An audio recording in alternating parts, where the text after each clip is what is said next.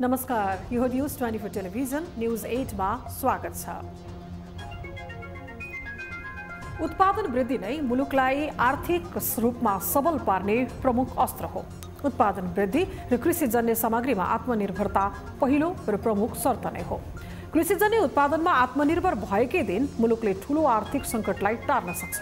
यसर्थ नेपालको रैथाने बालीनालीको विकास, प्रविधियुक्त उत्पादनमा जोड र कृषि यान्त्रिकीकरणको देखि प्रधानमन्त्री कृषि आधुनिकीकरण परियोजना लगायतका कार्यक्रम चलिरहेका छन्। तर किसानले दूध बेचेको पैसा नै पाउन सक्दैनन्। दूध बेचेको बक्यौता दिन माग गर्दै उनीहरू आन्दोलनको चेतावनी दिन्छन्। यता उपभोक्ताले भने पाउडर दूध र विदेशबाट आयात गरिएको दूध प्रयोग गर्छन्। यसरी मुलुकको समृद्धि सम्भव हुन्छ, समाजवाद प्राप्त हुन्छ? पक्कै पनि सम्भव छैन। यसर्थ अबको प्रमुख मुद्दा यसतर्फ हुन आवश्यक छ। बैंक मिटर ब्याजी जस्ता बन्ने, लघुवित्तले सर्वसाधारणको उठीभास लगाउने र साउ महाजनहरूले पनि जनतालाई निचोर्ने हो भने राज्यले थेग्न नसक्ने विद्रोह टाढा छैन। व्यवस्था फेर्ने आन्दोलनमा नेपालीले धेरै रगत पसिना बगाइसके, तर दल र नेताहरू अहिले पनि विभिन्न आवरणमा आन्दोलन गर्ने र जनतालाई त्यसैमा खसेट्ने काम गरिरहेका छन्। स्वार्थ पिच्छे पार्टी खोल्ने बाध्यता किन आइलागेको छ? जनताको स्थिति थप भयावह बनाउन, छाक टार्ने माध्यमलाई बन्धक बनाएर आफ्नो स्वार्थ पूरा गर्न? जवाफ जनता आफैले नखोजी हुँदै हुन्न। किसानमाथि भएको ज्याजतीलाई सरकारले तत्काल सुनवाई गरोस्। किसानलाई खुसी पार्न सकिएन भने रेमिटान्सले मात्रै मुलुक जीवित रहँदैन। अहिले वर्षेनी झन्डै लाखको हाराहारीमा मानिसहरू विभिन्न देश बसाइ सरिरहेका छन्। बिस्तारै रेमिट्यान्स पनि घट्दै जानेछ। त्यसपछि यहाँको उत्पादकत्व जनशक्तिलाई पलायन गराए भयावह स्थिति नबने के बन्छ? सचेतता अपनाइयोस्, किसानका माग पूरा गरियोस्। मिटर ब्याज पीडितदेखि बैंक वित्तीय संस्था तथा लघुवित्तको समस्यामा पनि समाधान खोज्ने काम सुरु गरियोस्। जति ढिला उति क्षति हुनेछ। क्षति होइन, समृद्धिको बाटो खोजियोस्। अब न्यूज 8 का हेडलाइन्स। राष्ट्रिय सभामा अध्यक्षमा माओवादीले आफ्नै उम्मेदवार उठाउने, जिम्मेवारी हेरफेरपछि चुलियो असन्तुष्टि, प्रचण्ड परिवारवादमा फसेको आरोपसहित जनार्दनको प्रतिवाद। विधान अधिवेशनको ह्याङओभरलाई लिएर कार्यविधान गरियो। माधव नेपाल प्रधानमन्त्री बन्छु भन्दा केपी ओलीले हाने झटारो, राष्ट्रिय दलको समेत मान्यता नपाएको भन्दै व्यङ्ग्य, लघुवित्त पीडितलाई बिना शर्त रिहा गर्न एमालेको माग। तत्काल चाहिँ उहाँहरूलाई रिहाई गरियोस् र मुद्दा लगाउने निर्णय फिर्ता गरियोस्। टेरामक्स प्रकरणको अनुसन्धान अन्तिम चरणमा पुगेको अख्तियारको दाबी, पूर्व र बहालवाला मन्त्री हुँदै सरकारी उच्च पदस्थ पनि तानिए, आलटाल गर्दै मन्त्री बस्नेत। पुरा प्रमाण पुर्याएर चाहिँ अगाडि बढाएको तपाईँलाई नेपालको कानुनमा कसैलाई दोषी करार गर्नका लागि स्वार्थ पूरा गर्न राजनीतिक रङ फेर्दै मधेस केन्द्रित दल र नेता, कहिले एकता त कहिले फुटको श्रृङ्खलामै मधेस मुद्दामा खेलाची, आन्दोलनको लहरबाटै शक्ति आर्जनको प्रपञ्च। र ब्याङ्कका 2 पूर्व सिइओ मनोज र तुलसीराम सहित 10 जना पक्राउ परेपछि वित्तीय क्षेत्र तरङ्गित, सेटिङमा हुन लगानीलाई राष्ट्र ब्याङ्कले नियमन गर्नुपर्ने अर्थविदको भनाइ। राखेको छ कि भन्ने कुरा चाहिँ नेपाल राष्ट्र ब्याङ्कले पनि हेर्नु पर्छ।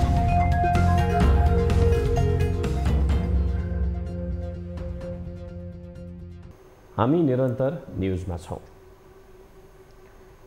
नेकपा माओवादी केन्द्रको स्थायी समिति बैठकले नेताहरूको जिम्मेवारी हेरफेरलाई चुस्त बनाउने दावी गरे पनि विवाद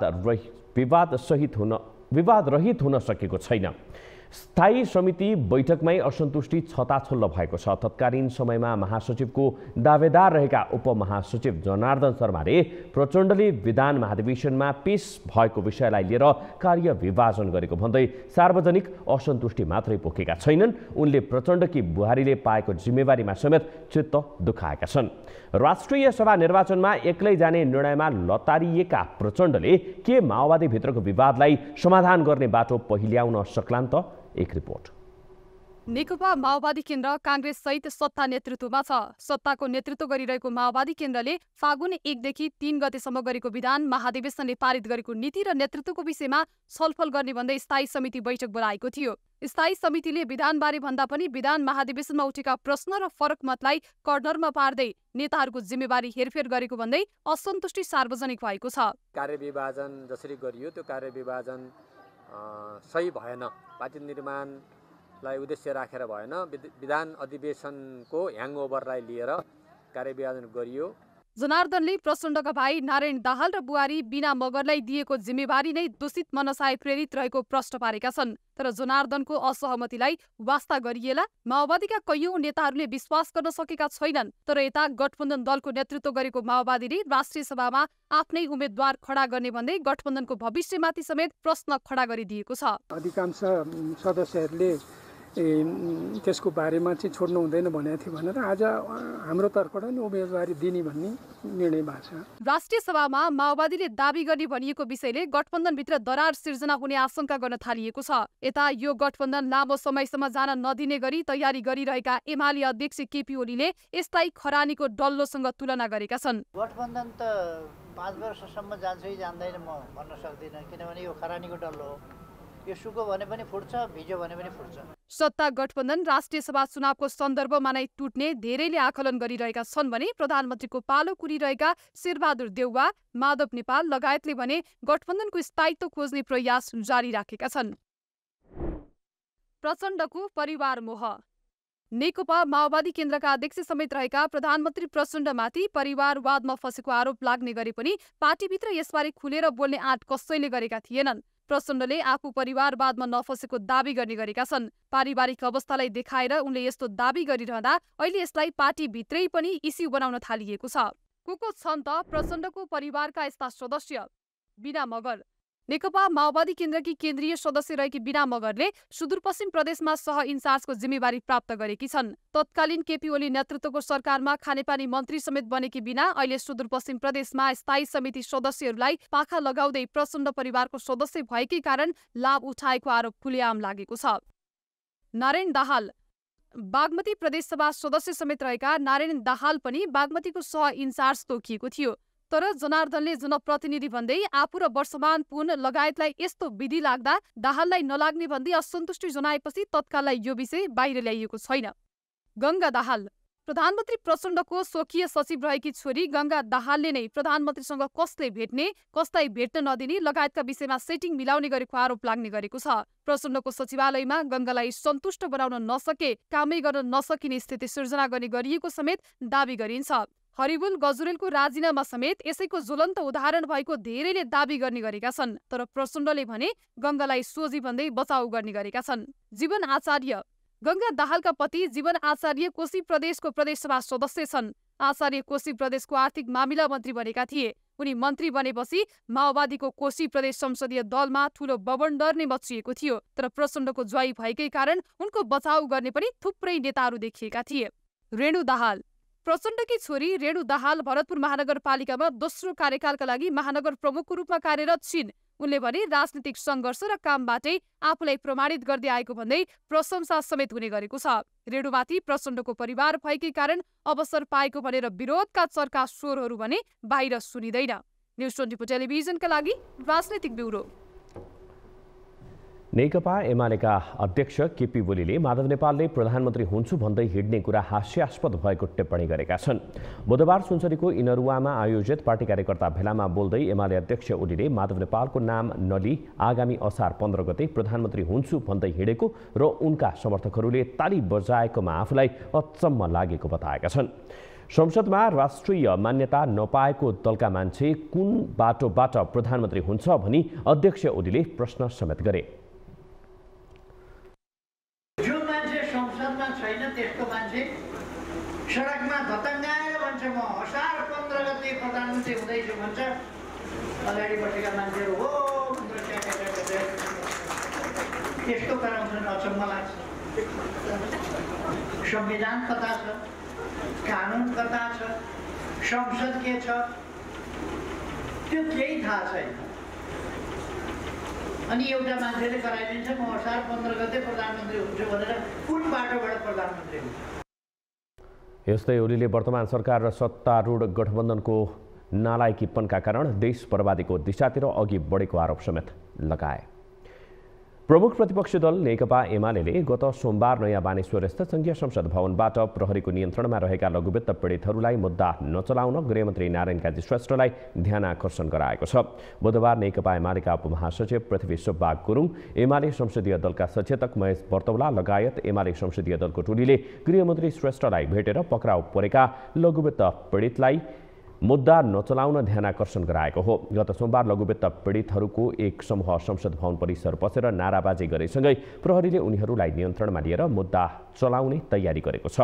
एमाले लघुवित्त पीडितहरूलाई मुद्दा चलाउनु बेठिक हुने भन्दै उनीहरूलाई बिना शर्त रिहा गर्न गृहमन्त्रीलाई आग्रह गरेको छ।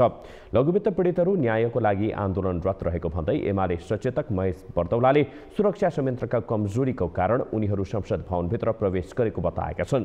त्यस्तै संसद भवन परिसर र सिंहदरबार परिसरमा बार लगाएर निषेधित क्षेत्र तोकिएको प्रति पनि एमाले असन्तुष्टि जनाएको छ।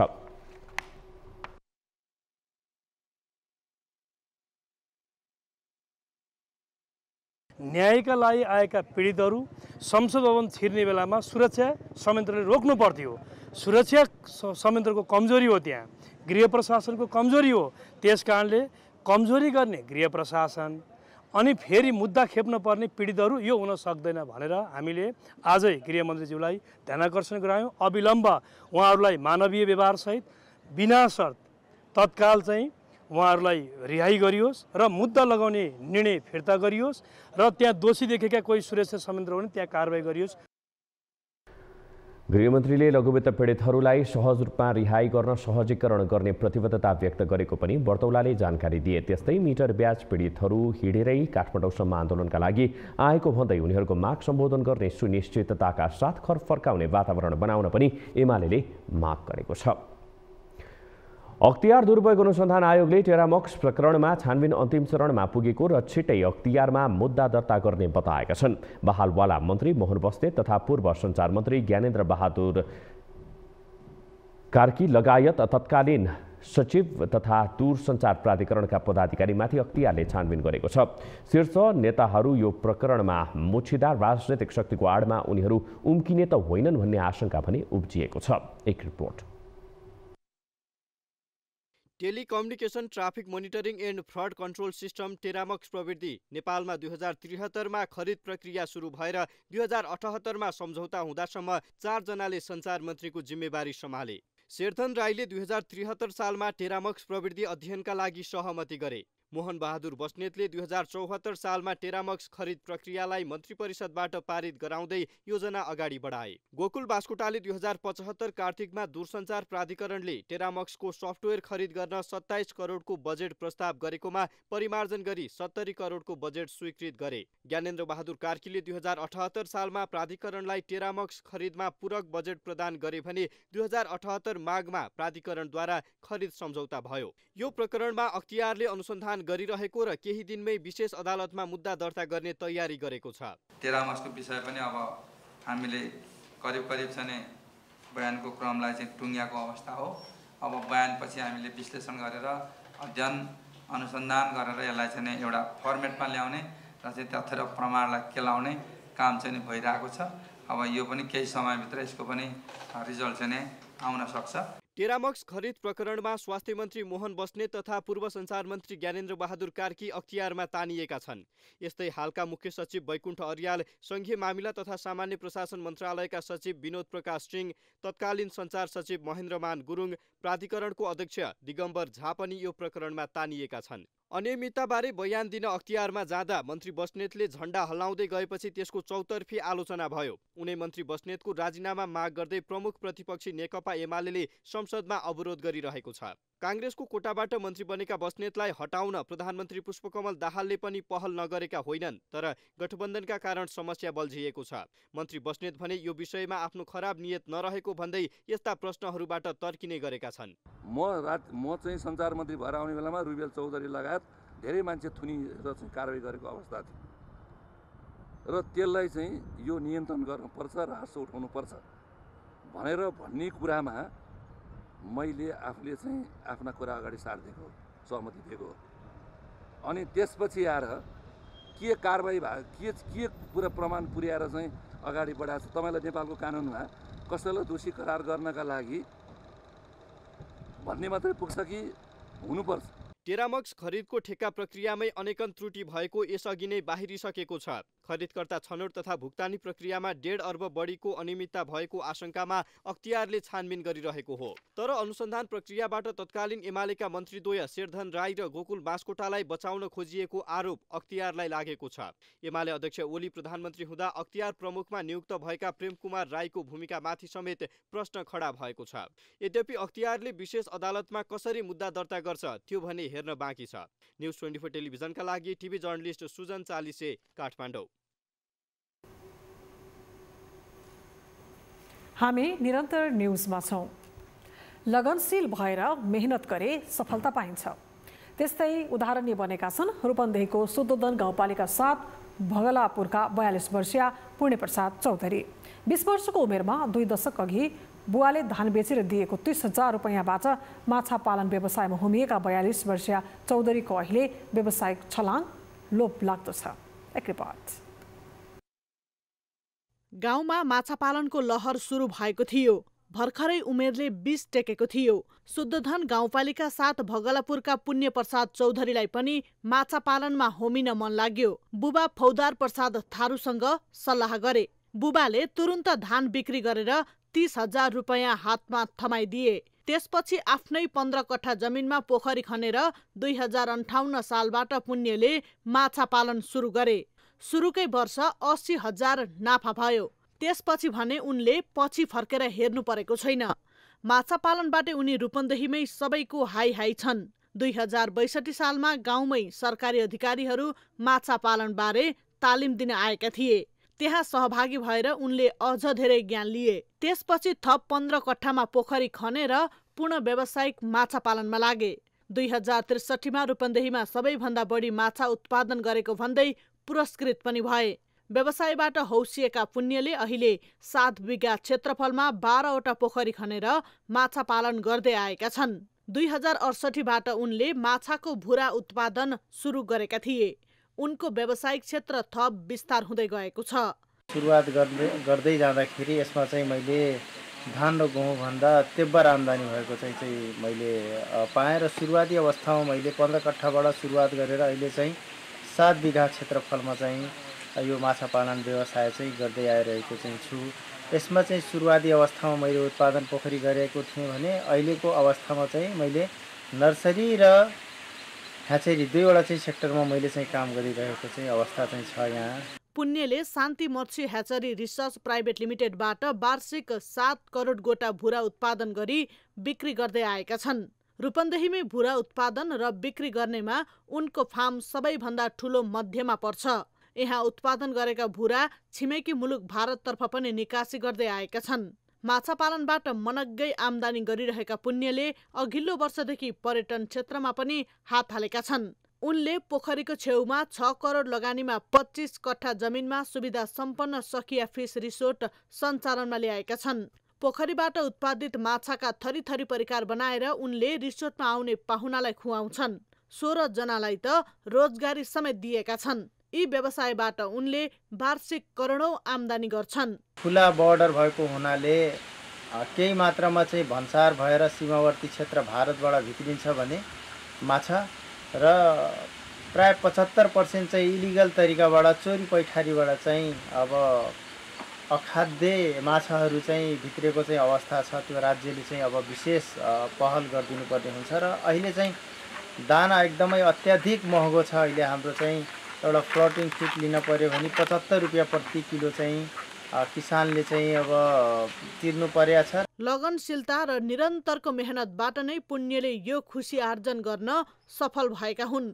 उनको प्रगति देखेर बाबु फौदार पनि हर्षित छन्। एकदम धान खेती भन्दा कई गुना सन्तुष्ट छौँ हजुर। एकदम राम्रो छ। यो माछा खेती चाहिँ यो धान खेती भन्दा कई गुना राम्रो छ। आज धेरै काम पनि गर्न पर्दैन। दाना हाल्यो, घाँस हाल्यो, दिनभरि खाली। अब खेती किसानीमा त त्यही लागिराख्नु पर्थ्यो हजुर। जाडोमा पनि गर्मीमा पनि सबै खट्न पर्थ्यो। यहाँ त सजिलो पनि छ, पैसा पनि एकदम राम्रो आम्दानी छ हजुर माछामा। माछा नगदे बाली हो। माछा पालन गर्दा भूमिगत सिंचाइ बचाइराख्छ भने पर्यावरणलाई समेत सन्तुलन राख्ने काम गर्छ। यद्यपि माछा पालन व्यवसायका क्रममा थुप्रै समस्याहरू पनि झेलेका छन्। भारतबाट चोरी पैठारी गरी माछा भित्र्याउने समस्यादेखि कृषि ऋणको ब्याज वृद्धिप्रति उनी असन्तुष्ट छन्। सधैँजसो दानाको मूल्य बढ्नेदेखि माछा पालनलाई उद्योग सहर राख्दा आयकर र विद्युत महसुल बढी हुनु जस्ता समस्याले पिरोल्ने गरेको उनको गुनासो छ। यस्ता समस्याहरू समाधान गरी युवालाई माछा पालन व्यवसायमा आकर्षण गर्न सके मुलुक आत्मनिर्भर बन्ने निश्चित छ। न्युज 24 टेलिभिजनका लागि रूपन्देहीबाट टिभी जर्नलिस्ट प्रकाश न्यौपानेको रिपोर्ट। जसरी नेपालका कम्युनिस्ट पार्टीहरूमा टुटफुटको श्रृङ्खला चल्छ, त्यसरी नै मधेसवादी दलहरू पनि टुटफुटको श्रृङ्खलाबाट गुज्रिरहेका छन्। 2046 सालपछि मधेसका जिल्लाहरूमा नेपाल सद्भावना पार्टीको बाहुल्यता थियो। त्यसैबाट एकपछि अर्को गरी टुट्ने र नयाँ पार्टी बन्ने क्रम हुँदै जाँदा दर्जनौं मधेसवादी दलहरू स्थापना भए। टुटफुटको श्रृङ्खला अहिले पनि जारी छ। एक रिपोर्ट। जसरी छेपारोले रङ फेर्छ त्यसरी नै रङ फेर्न खपिन्छन् मधेसी नेताहरू। मधेसको अधिकारको लागि भन्दै क्षेत्रीयतावादी राजनीति गर्दै आएका मधेसवादी नेताहरू विभिन्न रङ बदल्दै सत्ता र शक्तिमा आउने गरेका छन्। 2046 सालपछि स्थापना भएको नेपाल सद्भावना पार्टी विभाजित भई सद्भावना पार्टी, तराई मधेस सद्भावना पार्टी लगायत विभिन्न नाममा सद्भावना पार्टी बने। 62-63 को जनआन्दोलनपछि मधेसी जनाधिकार फोरम, तराई मधेस लोकतान्त्रिक पार्टी लगायतका पार्टी स्थापना भएका थिए। ती पनि टुक्रँदै गएर फोरम लोकतान्त्रिक, गणतान्त्रिक लगायत विभिन्न फुर्को झुन्ड्याएर अलग भए। 72 सालमा संविधान जारी हुँदै गर्दा मधेसको क्षेत्रीय राजनीतिबाट उदाएका शक्तिहरूले संयुक्त आन्दोलन पनि चर्काए। सत्ता स्वार्थका लागि एक हुने र सत्ता नपाए अलग हुने उनीहरूको रोग नै बन्यो। 2074 वैशाख 7 गते फेरि तिनै विभिन्न 6 पार्टीहरूले ऐतिहासिक एकता घोषणा गरे। महन्त ठाकुर नेतृत्वको तमलोपा, राजेन्द्र महतो नेतृत्वको सद्भावना पार्टी, शरद सिंह भण्डारीको राष्ट्रिय मधेस समाजवादी पार्टी, महेन्द्र राय यादव नेतृत्वको तराई मधेस सद्भावना पार्टी, अनिल कुमार झा नेतृत्वको नेपाल सद्भावना पार्टी, राजकिशोर यादव नेतृत्वको मधेसी जनाधिकार नेपाल फोरम गणतान्त्रिक बीच एकता गरी राष्ट्रिय जनता पार्टी घोषणा भयो। तर यो एकता पनि धेरै दिन टिक्न सकेन।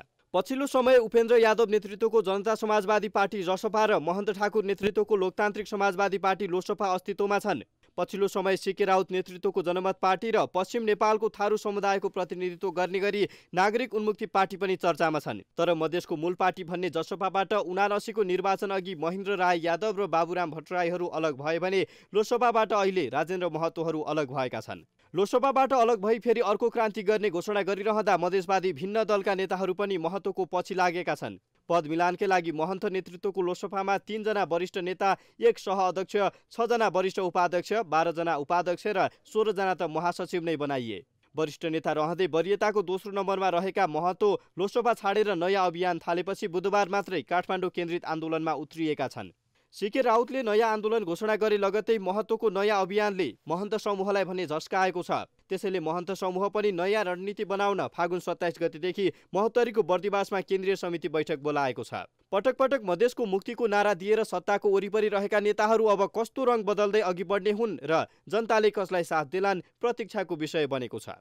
न्युज 24 टेलिभिजनका लागि ब्युरो रिपोर्ट। दबाव, प्रभाव र प्रलोभन देशका वित्तीय संस्थाहरूमा नकारात्मक धन्दा हुँदै आएको आरोप लामो समयदेखि लाग्दै आएको छ। यही आरोपलाई पुष्टि गर्ने गरी मङ्गलबार ब्याङ्कका 10 जना उच्च पदाधिकारी सहित 10 जना पक्राउ परेका छन्। तत्कालीन सेन्चुरी वाणिज्य ब्याङ्कका 2 पूर्व प्रमुख कार्यकारी प्रमुख मनोज न्यौपाने र तुलसीराम गौतम सहित 10 जना पक्राउ परेपछि अहिले वित्तीय क्षेत्र तरङ्गित बनेको छ। सीईओ द्वयले धितोको तुलनामा 100% भन्दा बढी ऋण प्रवाह गरेको पाइएपछि सीआईबीले 10 जनालाई पक्राउ गरी थप अनुसन्धान गरिरहेको छ। एक रिपोर्ट। मंगलबार तत्कालीन सेन्चुरी ब्याङ्कका 2 सीईओ सहित 10 जना सीआईबीद्वारा पक्राउ परेपछि ब्याङ्किङ क्षेत्रमा सनसनी मचियो। पक्राउ परेका उनीहरूलाई सीआईबीले मंगलबार नै उच्च अदालत पाटनबाट 7 दिनको म्याद थप गरी ब्याङ्किङ कसूर तथा सजाय ऐन 2064 अनुसार अनुसन्धान गरिरहेको छ। सेन्चुरी ब्याङ्क अहिले प्रभु ब्याङ्कसँग मर्जर भइसकेको छ। ब्याङ्क मर्जर भएपछि तत्कालीन सेन्चुरी ब्याङ्कका सीईओ रहेका मनोज न्यौपाने हाल प्रभु ब्याङ्कका वरिष्ठ डेपुटी सीईओ का रूपमा कार्यरत छन्। मनोज न्यौपाने र तुलसीराम गौतमको कसूर तत्कालीन सेन्चुरी ब्याङ्कका पूर्व 2 CEO मनोज नेउपाने र तुलसीराम गौतमले सेटिङमा मनोमौजी रूपमा रविन्द्र चौलागाई, उनको श्रीमती पूजा खत्री र आफन्तको नाममा रहेको विभिन्न कम्पनीहरूलाई 2 अर्ब भन्दा बढी ऋण प्रवाह गरेका थिए। CIB का अनुसार उनीहरूले पदको दुरुपयोग गर्दै 1 अर्ब 14 करोड धितो कायम भएको सम्पत्तिमाथि 2 अर्ब 11 करोड रुपैयाँ ऋण प्रवाह गरेका थिए। ब्याङ्कले प्राइमरी र सेकेन्डरी धितोको मूल्याङ्कनका आधारमा ऋण प्रवाह गर्ने गर्छ। ब्याङ्कहरूको नियम अनुसार सेकेन्डरी धितो कम भए पनि प्राइमरी धितोको रूपमा रहेको कम्पनीहरूको क्याश फ्लो, कम्पनीको गुडविल, बिजनेस लगायतलाई आधार मान्दै धितो भन्दा बढी ऋण दिने प्रचलन छ। तर सेन्चुरीले ऋण दिँदा ती कम्पनीहरूको गुडविल र कम्पनीको अवस्थालाई ध्यान दिएको देखिँदैन। नियम विपरीत आफ्नै तजविजमा ब्याङ्कले ऋण प्रवाह गरेको देखिन्छ। सेन्चुरी ब्याङ्कका 2 पूर्व CEO मनोज नेउपाने र तुलसीराम गौतमले रविन्द्र चौलागाई, उनको श्रीमती पूजा खत्री र आफन्तको नाममा रहेको 5 कम्पनीलाई अर्ब भन्दा बढी ऋण प्रवाह गरेका थिए। ब्याङ्कले पत्याएका चौलागाई खराब पृष्ठभूमिका व्यक्ति हुन्। चौलागाई सहकारी बचतकर्ताहरूको 7 अर्ब रुपैयाँ भन्दा बढी डुबाएको आरोपमा पक्राउ परिसकेका छन्। चौलागाईले सहकारीको बचतकर्ताको रकम हिनामिना गरेको केस पछ्याउँदै जाँदा सेन्चुरी ब्याङ्कको ऋण हिनामिना प्रकरणसम्म CIB पुगेको हो। चौलागाई र उनको आफन्तको नाममा रहेको कम्पनीहरू Puja trading and marketing company प्राली, 3 ब्रदर्स मार्केटिङ प्राली, पूजा मार्केटिङ प्राली र अन्नपूर्ण डिस्टिलरी हुन्। ऋण प्रवाहमा CEO मात्रै कि अरू पनि संलग्न। कुनै पनि ब्याङ्कबाट अरबौंको रकम लगानी गर्दा त्यसको स्वीकृति ब्याङ्कको CEO वा ब्याङ्कका कर्मचारीले मात्रै गर्दैनन्। सामान्यतया 25 करोड भन्दा माथिको लगानीमा ब्याङ्कका सञ्चालक समितिहरूको समेत निर्णय हुने गर्छ। नेपालका ब्याङ्कहरूको आन्तरिक नियम अनुसार CEOले धितोको मूल्याङ्कनको आधारमा 10 करोडदेखि 25 करोडसम्म आफ्नै तजविजमा ऋण दिन पाउँछन्। तर त्यो भन्दा बढीको ऋणका लागि ब्याङ्ककै सञ्चालक समितिबाटै निर्णय गरी लगानी गर्नुपर्ने हुन्छ। तत्कालीन सेन्चुरी कमर्सियल ब्याङ्क मर्ज भएपछि प्रभु ब्याङ्क भएको ब्याङ्कबाट 2 अर्ब भन्दा बढी ऋण प्रवाहमा अहिले पक्राउ परेका 10 जना सबै ब्याङ्कका तत्कालीन कर्मचारीहरू हुन्। ऋणको परिणाम हेर्दा CEO र कर्मचारीको निर्णयले मात्रै ऋण दिएको मान्न सकिन्न। ऋण प्रवाह गर्दा तत्कालीन सेन्चुरी ब्याङ्कका बोर्ड अफ डाइरेक्टरको सहमति बिना CEOले मात्रै यति परिणामको ऋण दिन सक्दैनन्। तर अहिले CIBले पूर्व CEO र कर्मचारीलाई मात्रै नियन्त्रणमा लिएर अनुसन्धान गरिरहेको छ। अर्थतन्त्रका जानकारवालाहरूले ब्याङ्कहरूले कम धितोमा सेटिङको भरमा गर्ने यस्ता लगानीलाई राष्ट्र ब्याङ्कले नियमन गर्न सक्नुपर्ने बताउँछन्।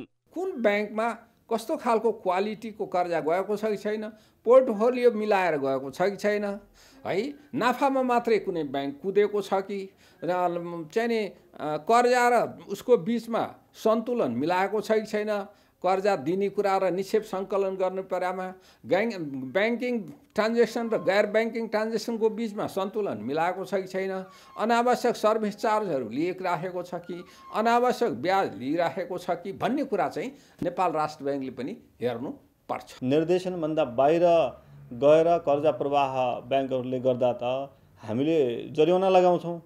ऐनको व्यवस्था छ, हाम्रा विनियावलीका व्यवस्थाहरू छन्। निर्देशनको बरखिलाफ चाहिँ गएर ब्याङ्कहरूले कर्जा प्रवाह गर्न पाउँदैन। बोर्डको शङ्कास्पद भूमिका। ऋण प्रवाह गर्दा सेन्चुरी ब्याङ्कको अध्यक्षमा राजेश कुमार श्रेष्ठ थिए। CEOको अधिकार भन्दा बढीको ऋण प्रवाह गर्दा अध्यक्षको मिलेमतो नभई ऋण प्रवाह नै हुन सक्दैन। तर CIBले ब्याङ्क सञ्चालक समितिका सदस्यहरूलाई केही नगरी कर्मचारीहरूलाई मात्रै पक्राउ गरेको छ। त्यस्तै यो ऋण प्रवाहमा मुख्य दोषी तत्कालीन सञ्चालक समितिका अध्यक्ष र CEO हुन्। अध्यक्ष र CEOको आदेशमा हस्ताक्षर गर्ने कतिपय कर्मचारी अनाहकमा ब्याङ्किङ कसुरमा परेका छन्। ब्याङ्कर्स सङ्घको सक्रियता। प्रभु ब्याङ्कका डेपुटी CEO सहित 10 जना पक्राउ परेपछि ब्याङ्कर्स सङ्घले आकस्मिक बैठक बोलाएको छ। पक्राउ बारे ब्याङ्कर्स सङ्घले गृह मन्त्रालय र CIBसँग छलफल गर्ने भएको छ। न्युज 24 टेलिभिजनका लागि क्यामेरामा कान्छा डङ्गुलको साथमा TV जर्नलिस्ट सन्दीप शर्माको रिपोर्ट।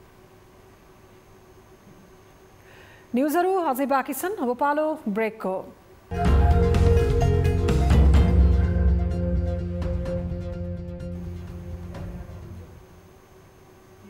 हामी निरन्तर न्युजमा छौँ। अब वेदर अपडेट।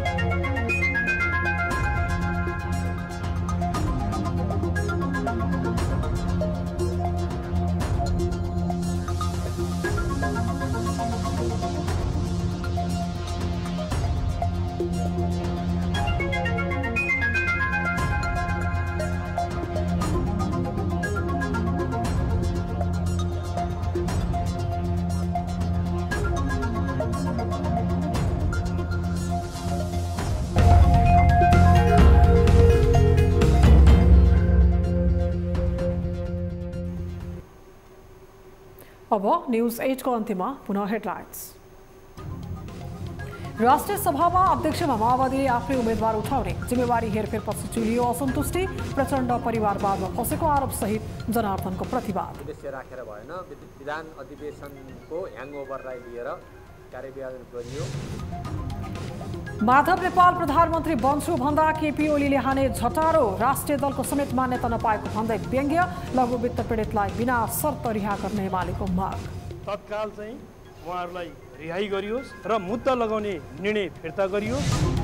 टेरामक्स प्रकरणको अनुसन्धान अन्तिम चरणमा पुगेको अख्तियारको दाबी, पूर्व र बहालवाला मन्त्री हुँदै सरकारी उच्च पदस्थ पनि तानिए, आलचाल गर्दै मन्त्री बस्ने। के पुरा प्रमाण पुर्याएर चाहिँ अगाडि बढाएको छ? तपाईँलाई नेपालको कानुनमा कसैलाई दोषी करार गर्नका लागि स्वार्थ पुरा गर्न राजनीतिक रङ्ग फेर्दै मधेस केन्द्रित दल र नेता, कहिले एकता त कहिले फुटको श्रृङ्खलामै मधेस मुद्दामा खेलाची, आन्दोलनको लहरबाटै शक्ति आर्जनको प्रपञ्च।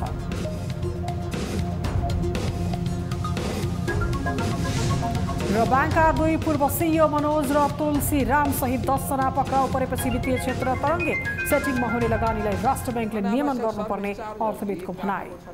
अनावश्यक ब्याज लिइराखेको छ कि भन्ने कुरा चाहिँ नेपाल राष्ट्र ब्याङ्कले पनि हेर्नु पर्छ।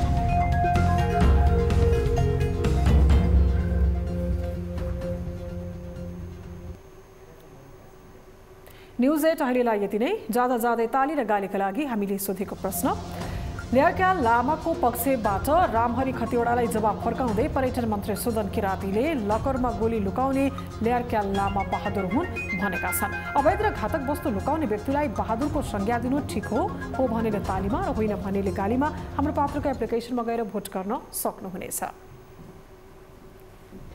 थप न्युजका लागि हाम्रो वेबसाइट www.news20nepal.com हेर्नुहोला। साथै हामीलाई फेसबुक, ट्विटर, युट्युबमा पनि फलो गर्न सक्नुहुनेछ। यस्तै मोबाइल, वाइबर र इमेलबाट 24 डेस्कमा समस्या र गुनासो गर्न सक्नुहुनेछ। अहिलेलाई बिदा दिनुहोस्। हामी निरन्तर न्युजमा छौँ।